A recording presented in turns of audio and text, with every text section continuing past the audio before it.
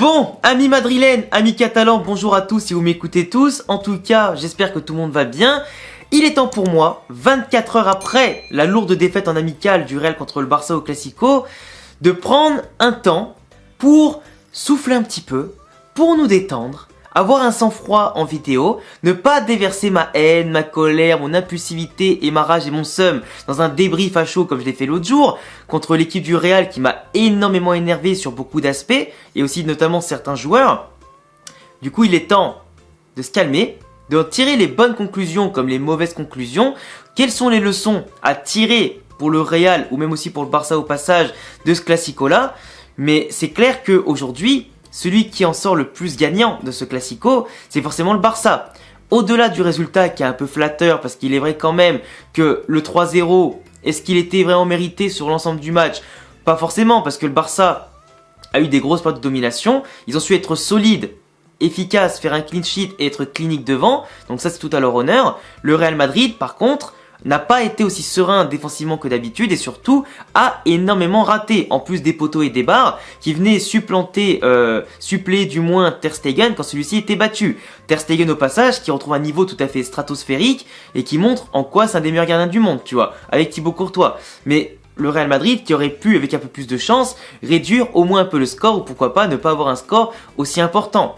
Entre le penalty raté, etc., beaucoup de choses et de faits de jeu qui font que tout est allé dans le sens petit à petit du FC Barcelone. Et moi, je vous le dis, dès la première mi-temps, le penalty raté, les occasions, les barres, tout ça, je savais très bien comment ça allait se passer. Le Barça, tu leur tends la joue, ils te mettent une droite et le revers qui va avec. Toi, t'essayes de les tuer ou de les rattraper, t'y arrives pas, et ils te retuent derrière. Ils te relèvent pour te rebalayer encore plus. Et c'est encore une fois ce qui est arrivé en Classico. Certains vont dire que c'est qu'un match amical, c'est pas la Supercopa, c'est pas la Copa del Rey, c'est pas la Liga, c'est pas la Ligue des Champions. Mais un Classico, ça se joue pas, ça se gagne. Entre les enjeux, entre les deux équipes, qui soient historiques, qui soient tout ce que tu veux, il y a plus de 1001 raisons de pas perdre un Classico. Et aujourd'hui, le Barça sort potentiellement de la pré-saison avec de plus grandes certitudes que le Real Madrid. Le Real, en 2 matchs contre le Milan et Manchester, avait des certitudes énormes individuellement comme collectivement. Physiquement et footballistiquement et techniquement, c'était en place. Tactiquement, le nouveau 4-4-2, il était intéressant. Et là, contre le Barça, tout a volé en éclats. Le Barça, qui a une semaine dans son sens, est en train de chier tout ce qu'ils avaient dans leur corps à l'hôpital, avec leur maladie. 3 jours après, ils perdent contre Arsenal, d'une sale manière en plus, mais si le match était quand même intéressant, et que le Barça avait déjà montré de belles choses pour leur premier match, malgré un manque d'intensité, comme dirait Xavi. Et bizarrement, contre le Real, on n'a pas parlé d'intensité, hein, évidemment. Mais du coup, le Barça, qui montre son meilleur visage. Collectivement, l'autre jour, je me foutais un peu de la gueule de Laporta, qui disait que individuellement, le Real avait beaucoup de talent, etc., mais qu'il n'était pas inquiété, parce que collectivement, le Barça est meilleur. Alors oui, pour moi, le Real Madrid, comme je l'ai dit aussi en vidéo déjà avant, est meilleur en termes de globalité des lignes sur le terrain et sur le papier, supérieur au Barça. Par contre, collectivement, en termes de football, non. Le Barça aujourd'hui est plus solide derrière, beaucoup plus cohérent et intéressant en termes de football et ne renie jamais son jeu, peu importe l'adversaire. Là où le Real Madrid, historiquement parlant, n'a jamais eu qu'une seule façon de jouer au football. Le Barça, depuis Johan Cruyff, depuis ce football total, etc., a toujours, depuis son académie, créé un seul football qui est perpétué de jeunes jusqu'à l'équipe première. Au Real Madrid, c'est un peu plus brouillon. Les équipes de jeunes ne jouent pas forcément dans le même schéma tactique que l'équipe pro. Il y a beaucoup de changements d'entraîneurs dans les deux clubs, mais chaque fois les nouveaux entraîneurs essaient de s'adapter au jeu de base du Barça. Les entraîneurs qui ont essayé d'apporter de nouvelles choses, ils ont en général toujours échoué. Ceux qui ont réussi, c'est ceux qui étaient des anciens joueurs ou en tout cas dans les catégories inférieures du Barça et qui ont apporté pour diversifier un peu plus le jeu du Barça avec plus de verticalité, plus d'efficacité, etc. Au Real Madrid, ça a souvent été des jeux et des entraîneurs totalement différents. Les joueurs ont appris à jouer différemment à chaque fois. Et forcément, t'as pas une identité de jeu qui se crée. Avec Zidane et Ancelotti, t'as eu beaucoup de Ligue des Champions, mais c'est pas à cause de base de la beauté du football du Real Madrid. Un Real Madrid qui était quand même clinique avec de très grands joueurs, qui pouvaient contrôler des phases de jeu, mais qui subissaient aussi énormément. Et qui par moments passaient par des petits trous de souris. Et aujourd'hui, en termes de jeu footballistique, c'est quand même criant de voir que Xavi, même si c'est pas un coach exceptionnel, par rapport à ce qu'il savait en tant que joueur et ancien de la Masia par exemple, et du Barça, il savait comment remettre sur les rails le bon football, avec les moyens dont il disposait, les petites retouches qu'il fait au mercato, etc., puis les petits jeunes qu'ils ont récupérés, les gens expérimentés, tout ça, il a réussi à créer un truc cohérent. Et finalement, le Barça, dans leur 4-4-2 un petit peu modulable en 4-3-3, ça fonctionne contre le Real. Ça fonctionne. Ancelotti, contre le Barça, il a toujours ce manque d'ambition, ce manque d'intention, qui des fois fait mal aussi. Qui fait mais mal, pas forcément qu'au Barça par moment, mais surtout au Real lui-même. Qui l'empêche de déployer toute sa puissance et qui va le brider. Le 4-4-2, par exemple, dans la leçon qu'on peut en tirer, c'est que c'est intéressant contre les équipes comme le Milan ou Manchester, avec les profils que l'on possède, comme Bellingham, comme Valverde, Camavinga, Tchouaméni, Modric, Kroos, tout ça. Le 4-4-2, c'est bien pour satisfaire nos milieux de terrain qui sont en surnombre dans l'effectif, par rapport aux attaquants qui sont pas non plus en surnombre, tu vois. Donc forcément, tu frustres moins de monde parce que tu as plus de milieux titulaires qu'autre chose. Au lieu d'avoir 3 places pour tous les milieux de terrain, t'en as 4 pour tous les milieux de terrain qu'on a. Donc ça fait plus de roulement, plus de rotation, tout ça. Et ça laisse de la place à tout le monde. Moins aux attaquants, mais plus aux milieux de terrain, qui sont là aussi le noyau dur de talent de ton effectif. Donc quand tu arrives à doser le jeu, le gérer, à le contrôler dans l'impact et footballistiquement, comme on l'a vu contre le Milan et Manchester, où tu vas dicter le jeu et le match, dans la possession, les occasions, etc., tu peux te déployer, avoir tes latéraux qui ont tout le loisir de monter, tes attaquants qui vont permuter des fois avec les montées de Bellingham ou les montées aussi de Camavinga et Valverde qui vont pouvoir permettre à Vini, Rodrigo des fois soit d'écarter, soit au contraire de venir dans l'axe apporter du nombre. Donc du coup, tu avais tout le loisir de déployer du football offensivement et être compact défensivement, comme en plus l'adversaire a beaucoup moins le ballon que toi, bah du coup tu as plus d'occasions de mettre en place un bon pressing, de quadriller le terrain comme il faut et subir moins d'occasions. Donc ta défense paraît plus solide.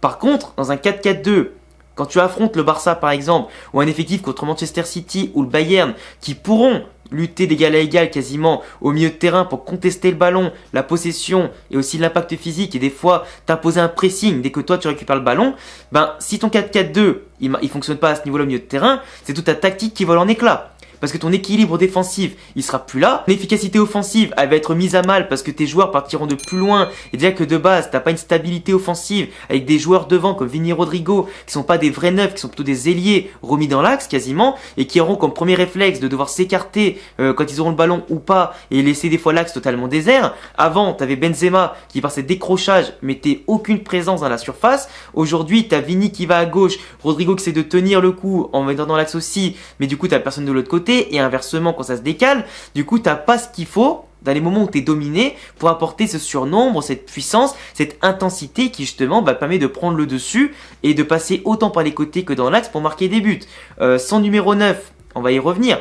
Si t'as pas de numéro 9, t'as pas de point de fixation, t'as pas de point pour dévier les ballons sur les ailiers qui vont du coup pouvoir bouffer les espaces, t'as pas ce mec qui va tenir les défenses centrales adverses pour empêcher les relances, t'auras pas de point de fixation aussi pour les pressings et organiser un bon pressing en partant de pas trop bas. Donc du coup voilà, c'est aussi ça le problème. Quand Rossellou est entré, Vinicius est reparti à gauche. Vinicius était mieux dans son domaine de prédilection de partir de la gauche pour percuter, rentrer, faire un centre en retrait ou des fois tirer lui-même. Mais quand il est dans l'axe, il est un peu perdu. Il perd cet intérêt de partir de loin, de pouvoir directement percuter, de prendre de la vitesse. Il est déjà quadrillé dans l'axe par rapport à gauche où il a qu'un seul vis-à-vis et en général, sur les départs, sur les crochets, la vitesse, il le bouffe. Rodrigo c'est pareil, il est plus à l'aise sur un côté ou dans l'axe mais pas directement attaquant de pointe parce qu'il n'a pas le physique, il n'a pas ce qu'il faut pour être un vrai numéro 9 de référence. Donc le Real Madrid qui n'a pas d'identité de jeu, avec les changements, des fois ça change en tout cas la physionomie du match parce que tu passes en 4-3-3, t'as un attaquant de pointe, des fois t'en as pas, t'as Brahim Diaz qui peut venir entre les lignes, etc. Suivant les profils que t'as, tu peux changer ton football, mais autant le Real Madrid sur l'adaptabilité est très intéressant, autant le Barça a plus de certitude et surtout un jeu qui fonctionne, mais c'est pour ça aussi que le Barça, paradoxalement en Europe, n'y arrive pas. Parce que le Barça en Europe n'a pas cette flexibilité dans son jeu. Si leur jeu foire, eh bien ils ont très peu de solutions. Là où le Real Madrid, là où le jeu peut foirer, on saura toujours s'adapter avec les profils complémentaires qu'on a et nos différentes façons d'aborder un match. Malgré tout ça, le Real a quand même fait 29 frappes, entre les frappes de loin, entre les petits tirs qui a pu être détournés par Ter Stegen, les coups francs, les têtes sur corner, entre aussi les barres, les poteaux qui ont été mis, etc. 29 frappes, mais 0 but. Donc d'un côté, tu peux te dire que dans cette animation offensive-là, tu arrives quand même à générer les occasions, à quand même générer du jeu, à dominer par moments, mais justement, dans les phases où on ne dominait pas, on avait une solidité qui était totalement volée en éclats, une fébrilité qui était mise en évidence et qui était criante. On a fait des erreurs de débutants sur le but de Dembélé où tout le monde a été naïf sur la passe de Pedri et personne n'a suivi, personne a laissé en tout cas le boulevard être fermé sur le côté, de l'autre côté la frappe de loin de Fermin qui est magnifique, on va pas se mentir, mais personne couvrait au cas où si Kroos perdait le ballon. Le ballon était mal donné, mal contrôlé, mais etc. Personne couvrait cet axe-là du terrain, personne n'était là pour faire le pressing et empêcher Firmino de tirer, même si personne pouvait s'attendre à une telle frappe digne d'Asensio limite en termes de puissance, d'aussi loin et aussi parfaite, tu vois. Pareil, la percussion qu'il y a eu sur le troisième but, les joueurs avaient déjà lâché. Mentalement, ils y étaient plus, ça allait plus dans les duels. Le jeune, il avait de l'envie, il a percuté, il a eu le rebond favorable, il l'a donné à Ferran Torres qui a eu le bon timing, et terminé. Donc tu vois, ce 4-4-2, il donne autant d'avantages que de défauts, surtout dans la manière défensive, parce que sur les côtés, on prend l'eau. On prend l'eau de ouf. Que ce soit Mendy, qui pour moi ne doit plus jamais être titulaire au Real Madrid, parce que Fran Garcia est meilleur, et on a vu en tout cas aujourd'hui ses lacunes. Il sort blessé, il a pas le physique, il a plus de technique, il a plus rien. Offensivement, il apporte rien, du coup Vinicius est totalement isolé sur le côté gauche, il peut pas combiner, il est obligé de faire la différence tout seul. Quand il y a Fran Garcia ou Camavinga, bah du coup il peut combiner facilement, en plus tout le côté gauche est maintenant plus complet avec Fran Garcia et Camavinga pour défendre et attaquer. À droite, Carvajal, qui est aussi un gros problème, qui se fait toujours bouffer sur le côté, qui fait plus de différence. Alors des fois il fait des bons centres, mais après en termes de vitesse, de placement, il est toujours à la traîne. Il est jamais au marquage, tout comme Mendy, etc. Donc quand t'alignes Carvajal et Mendy, sur les côtés c'est l'autoroute. Dans l'axe, moi Militao, en ce moment je peux pas me le voir. Rudiger qui a pas joué une seule minute, c'est pas normal au Classico. Donc l'enseignement que j'ai attiré sur la défense, c'est soit repasser en 4-3-3 ou dans un 4-2-3-1 plus efficace, plus solide, mais surtout un 4-3-3 je pense, avec surtout Fran Garcia et aller chercher pourquoi pas un latéral droit de haut level sur le marché, car je comprends pas quand je dis Real Madrid, parle d'Alphonso Davies à gauche pour éventuellement remplacer Mendy qui devrait partir, que ce soit cet été ou l'été prochain, peu importe, on s'en fout, mais personne parle d'un arrière droit de grand métier, de grand talent à droite. Militao dans l'axe aujourd'hui, moi je le mets remplaçant pour qu'il comprenne que sa place elle est menacée et qu'il doit level up un peu plus s'il veut être plus respecté au niveau en tout cas du terrain et surtout se montrer comme étant un leader. Là aujourd'hui, Rudiger et Alaba, de ce que j'ai vu, c'est eux les patrons. Militao pour moi, depuis la moitié de saison qui est passée, il a perdu du protagonisme, tu vois. Il a perdu de l'importance et ses erreurs et ses boulettes et ses manques d'intensité à des moments, bah ça va lui coûter cher et ça devrait lui coûter cher avec un peu plus de méritocratie. Et il est clair qu'il nous faudra un numéro 9, que ce soit Kylian, Kane ou je sais pas qui, même si Kane il va partir normalement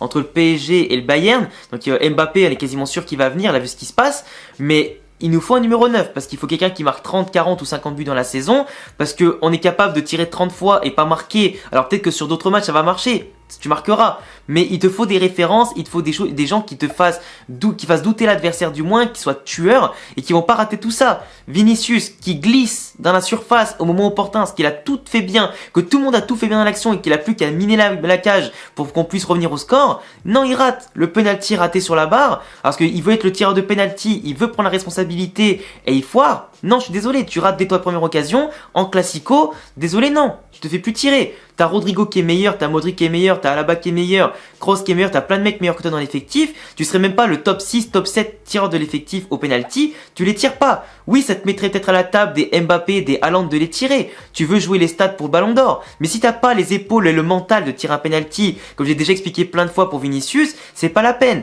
Moi, en Ligue des Champions en Liga dans un match important, je lui donne pas le penalty à Vinicius. Et ça pourrait changer tout le match. Tu marques le penalty, le Barça tu les fais douter. Derrière, c'est un temps fort du Real qui commençait en tout cas à potentiellement arriver vers la 25e minute. Donc tu aurais pu jouer autre chose sans devoir courir au score, sans devoir prendre des risques à chaque fois niveau attaque, tu vois.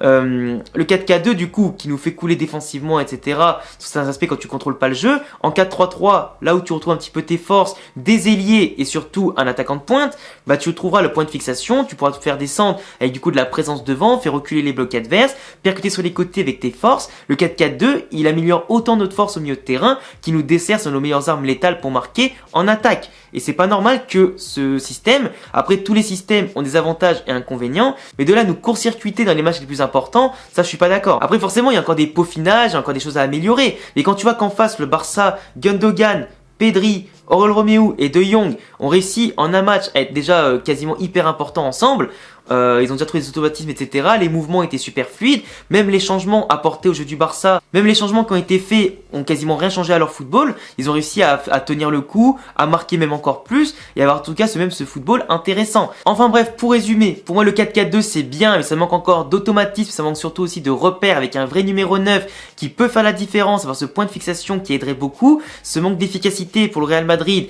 Alors d'un côté t'as beaucoup d'occasions, c'est bien, mais marquer c'est beaucoup mieux. une solidité défensive qui vole en éclats et qu'il faut vraiment améliorer avec déjà les ailes qui doivent être verrouillées et ne pas être des autoroutes pour l'adversaire. Le Barça d'un côté qui va sortir confiant avec un message envoyé à la concurrence en espérant que le Real Madrid aura cet esprit de revanche dès les premiers matchs de Liga ou premier Classico en Liga dans la première partie de la saison. Du coup on sait qu'Ancelotti et tout le monde va tirer des leçons de tout ça, du moins je l'espère, et puis qu'il y ait Kylian ou pas dans les prochains jours, et c'est au Real Madrid après de savoir hausser le ton, hausser le niveau. Tant pis s'il faudra frustrer des joueurs avec le changement de composition, mais ce qui compte c'est l'intérêt de l'équipe et la gagne, pas les égos de chacun. En tout cas, bravo encore une fois au Barça d'avoir été plus solide, plus cohérent, d'avoir des joueurs déjà bien automatisés, des jeunes intégrés, etc. Un effectif qui certes peut manquer de profondeur, mais être en tout cas très solide. Donc à voir ce que ça va donner cette concurrence Real-Barça tout au long de la saison. Et puis voilà, en tout cas désolé pour cette longue vidéo, j'ai parlé un peu plus que prévu, mais c'est tellement intéressant comme sujet, c'est tellement intéressant à détailler et développer. J'espère que vous écouterez cette vidéo quasiment jusqu'au bout. Et puis voilà, passez une excellente journée, excellente soirée. C'était Alexandre, abonnez-vous, cochez la cloche, le petit pouce bleu, les réseaux en description et à bientôt pour d'autres vidéos. Ciao!